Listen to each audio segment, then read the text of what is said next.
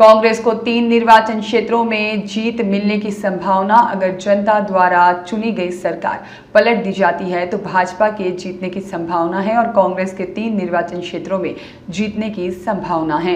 मंत्री संतोष लाड ने हुबली में कहा कि उन्हें विश्वास है कि हमारी पार्टी के कार्यक्रम को देखने के बाद लोग हमें आशीर्वाद देंगे। शहर में बोलते हुए उन्होंने कहा, सीपी योगेश्वर की नाराजगी एक मुद्दा है, हम इससे सहमत नहीं हैं।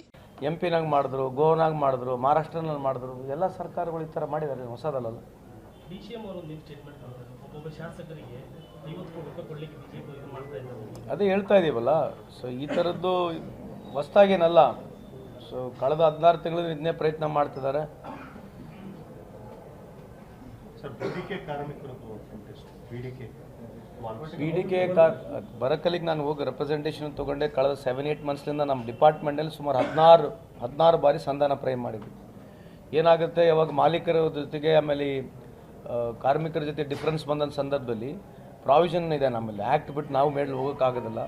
ಸೊ ಸಂಧಾನ ಮಾಡೋಕ್ಕೆ ಪ್ರಯತ್ನ ಮಾಡಿದ್ವಿ. ಅವ್ರು 40 ಜನಕ್ಕೆ ಅವ್ರು ಟ್ರಾನ್ಸ್ಫರ್ ಮಾಡಿಕೊಟ್ರು ಬೇರೆ ರಾಜ್ಯಕ್ಕೆ. ನಮ್ಮ ಕಾರ್ಮಿಕರ ಜೊತೆ ನಾವು ಸಂಧಾನ ಮಾಡಿ ಆ ಮಾಲೀಕರಿಗೆ ಕರೆಸಿ, ನಾನು ಕೂಡ ಸ್ವತಃ ಕಲ್ಗಟ್ಟಿಗೆ ಮನೆಯಲ್ಲಿ ಕೂಡ ಕರೆಸಿ ಅವ್ರು ರಿಕ್ವೆಸ್ಟ್ ಮಾಡ್ಕೊಂಡೆ, ನಾವು ವಾಪಸ್ ತೊಗೊಳ್ಳಿ ಟ್ರಾನ್ಸ್ಫರ್ ಅಂದರೆ ಅವ್ರು ತೊಗೊಳಕ್ಕೆ ರೆಡಿ ಇರಲಿಲ್ಲ. ಹಂಗಾಗಿ ಕನ್ಸಲೇಷನ್ ಹೋಗುತ್ತೆ. ಅದಾದಮೇಲೆ ವಿಫಲ ಆದಮೇಲೆ ಲೇಬರ್ ಕೋರ್ಟಿಗೆ ಹೋಗುತ್ತೆ. ಈಗ ಮ್ಯಾಟ್ರ್ ಲೇಬರ್ ಕೋರ್ಟ್ನಲ್ಲಿದೆ. ಅಲ್ಲಿ ಗುಜರಾತಿಗೆ ಟ್ರಾನ್ಸ್ಫರ್ ಮಾಡಿದ್ರಲ್ಲ, ಗುಜರಾತಲ್ಲಿ ಇವ್ರ ಕಂಪ್ನಿ ಇಲ್ಲ ಇಲ್ಲ ಅಂತ ಅದನ್ನ ಹೇಳಿದ್ದಾರೆ. ಬಟ್ ದಟ್ ಹ್ಯಾಸ್ ನಾವು it matter has gone to court ಈಗ. ಸೊ ಕೋರ್ಟ್ನಲ್ಲಿ ಎಜುಕೇಟ್ ಆಗಬೇಕು. So we are waiting. ಕೋರ್ಟ್ನಾಗ ಏನು ಬರುತ್ತೆ ನೋಡ್ಬೇಕು, ತೀರ್ಪು ನೋಡ್ಬೇಕು. ಸರ್, ಈಗ ಸಿಎಂ ನನ್ನ ಮುಟ್ಟಿದ ಜನ ಸುಮ್ಮನೆ ಇಲ್ಲ ಅನ್ನೋ ಸ್ಟೇಟ್ಮೆಂಟ್ಗೆ ಬಿಜೆಪಿ ಸಾಕಷ್ಟು ಟೀಕೆ ಮಾಡ್ತಾ ಇದ್ದಾರೆ. ಇದಕ್ಕೆ ಸಿಎಂನ ಹೆಂಗೆ ಮುಟ್ಟಕ್ಕಾಗ್ತದೆ? ಹೌದು ಮುಟ್ಟಕ್ಕಾಗ್ತದೆ. ಸ್ವತಃ ಶಿವಮಣ್ಣ ಆಗಲಿ ಸಾಕಷ್ಟು ಬಿಜೆಪಿ ನಾಯಕರು ಅವ್ರಿಗೆ ಟೀಕೆ ಮಾಡ್ತಾರೆ.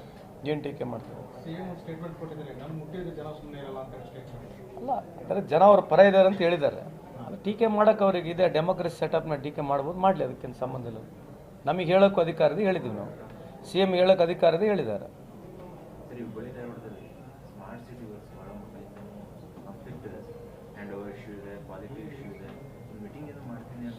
ಮಾಡಿದ್ವಿ, 3-4 ಸಲ ಮೀಟಿಂಗ್ ಮಾಡಿದ್ವಿ. ಕೆಲವು ಪಾಯಿಂಟ್ ಇದ್ದಾವೆ, ಫಿನಿಶ್ ಪಾಯಿಂಟ್ ಇದೆ, ಅದನ್ನ ಅಡ್ರೆಸ್ ಮಾಡ್ತೀವಿ.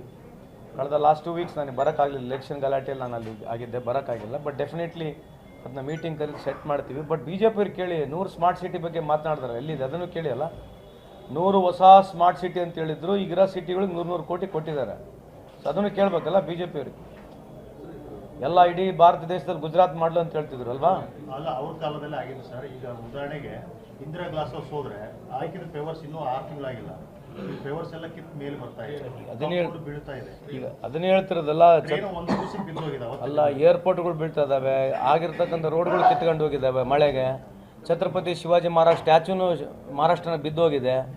ಅಲ್ಲೋಗಿ ನರೇಂದ್ರ ಮೋದಿ ಸಾಹೇಬರು ಕೈ ಮುಗಿದು ನನಗೆ ಕ್ಷಮೆ ಇರಲಿ ಅಂತ ಕೇಳಿದ್ರು. ಇದೇ ಕಳೆದ 10 ವರ್ಷ, 70 ವರ್ಷದಿಂದ ನಾವು ಬುನಾದಿ ಹಾಕಿದ್ದಾವಲ್ಲ, ಇನ್ನು ಬುನಾದಿನೂ ಅಲ್ಲಾಡಿಲ್ಲ. ಈ 11 ವರ್ಷದಾಗ ಏನು ಬಿಲ್ಡಿಂಗ್ಗಳು ಕಟ್ಟಿದಾರಲ್ಲ, ಇವೆಲ್ಲ ಕುಸಿದು ಬಿದ್ದಿದೆ. अल्ताफ के कल्दगी की रिपोर्ट।